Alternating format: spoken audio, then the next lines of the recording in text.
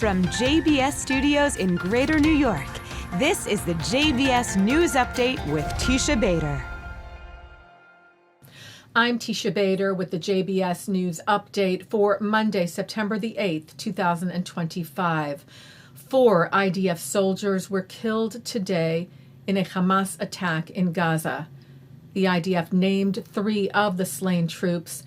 They are 20-year-old Staff Sergeant Uri Lamed, 19-year-old Sergeant Amit Aryeh Regev, and 20-year-old Sergeant Gadi Kotal. The name of the 4th soldier was not yet released as of the time of the taping of this newscast. The Times of Israel said that according to an initial IDF probe into the incident, 3 Hamas terrorists attacked the IDF outpost in the Kfar Jabalia area on the outskirts of Gaza City, targeting the troops after they had just returned from an overnight operation. 6 people were murdered and 12 others injured in a terror attack this morning in Jerusalem, when 2 Palestinian terrorists opened fire at pedestrians and vehicles at a bus stop at the Ramot Junction. Israel police said an off-duty soldier and several civilians at the scene engaged the attackers and returned fire, preventing further casualties. The terrorists were neutralized.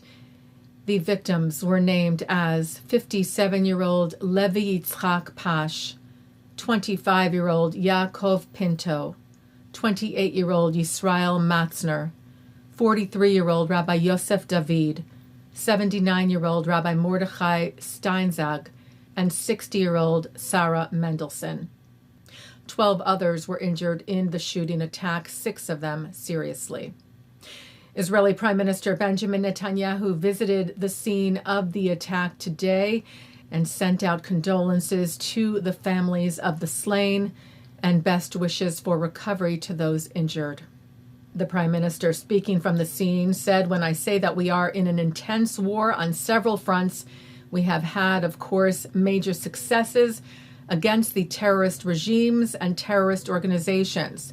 However, the war is continuing, both in the Gaza Strip, where we will destroy Hamas as we have promised and release our hostages, all of our hostages, and," he said, "unfortunately in Jerusalem as well."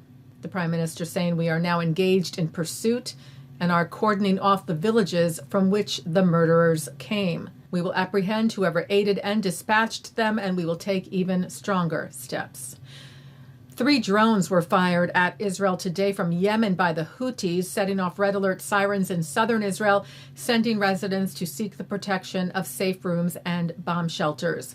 The UAVs were intercepted, the IDF said, by Israel's Air Force, and no damage or injury was reported.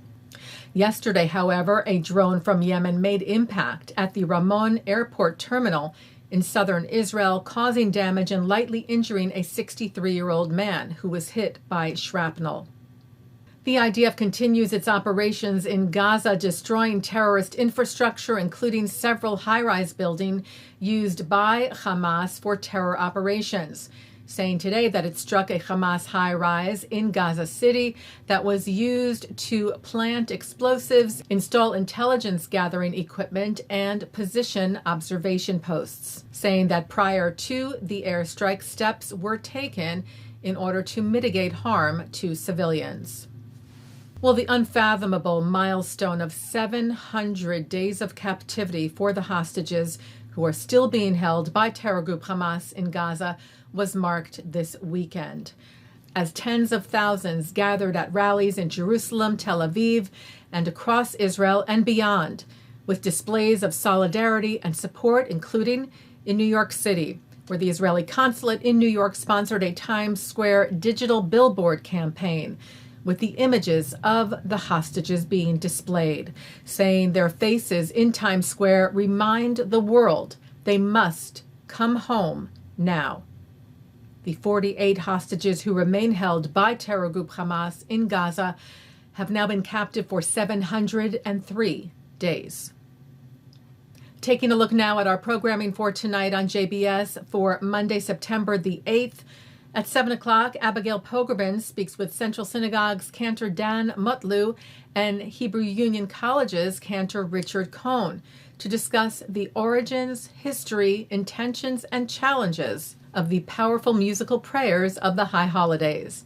Then at 8, Pogrebin speaks with Menachem Rosensaft, attorney, human rights advocate, and second-generation leader, about his book, Burning Psalms.